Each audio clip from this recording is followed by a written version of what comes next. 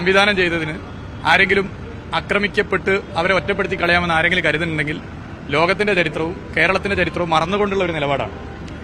മലയാളികളാകെ, പ്രേക്ഷകരാകെ ഈ സിനിമ ഉയർത്തിയ ആശയം എന്തായിക്കൊള്ളട്ടെ ആശയത്തോടൊപ്പം ഉണ്ട്. അതൊരു വസ്തുതയാണ്. പുള്ളിമാന്റെ പുള്ളി തേച്ച് മാറ്റി കളഞ്ഞാൽ പോവില്ല. അങ്ങനെ പൃഥ്വിരാജിനെ ആരെങ്കിലും ഒറ്റപ്പെടുത്താൻ നോക്കിയിട്ടുണ്ടെങ്കിൽ അത് ഒരു തരത്തിലും കേരളത്തിൽ നടക്കാൻ വേണ്ടി പോകുന്നില്ല. അത് ഈ സിനിമയ്ക്ക് കിട്ടിയ പിന്തുണ അതിലൂടെയാണ് കാണുന്നത്. ഇപ്പോൾ ഞാൻ സിനിമ വിട്ടൊന്ന് പുറത്തിറങ്ങാൻ തന്നെ ഒരുപാട് നേരെടുത്ത് സിനിമയ്ക്ക് കിട്ടിയ പിന്തുണയും അത് തന്നെയാണ് കാണുന്നത്. അങ്ങനെ ഒറ്റപ്പെടുത്തി പോകാൻ വേണ്ടി പറ്റില്ല. ഈ സിനിമയിൽ തന്നെ പല വിമർശനങ്ങൾ, പല ആശയങ്ങൾക്കെതിരെയുണ്ട്, പല ആശയങ്ങൾക്കെതിരെയുള്ള വിമർശനങ്ങളുണ്ട്. അപ്പോൾ ആ നിലയിൽ നമ്മൾ സിനിമയെ കാണണം.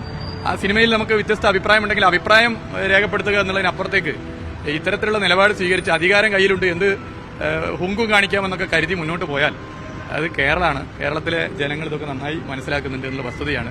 വേണമെങ്കിൽ സെൻസർ ചെയ്യാൻ വേണ്ടി പറ്റിയേക്കാം. അദ്ദേഹം ഒരു മന്ത്രി ആയതുകൊണ്ട് അദ്ദേഹത്തിന് ഈ വാക്കുകൾ പറയാൻ പറ്റത്തില്ല. പക്ഷെ നമുക്ക് പറയാം, ഇത് കേരളമാണ്.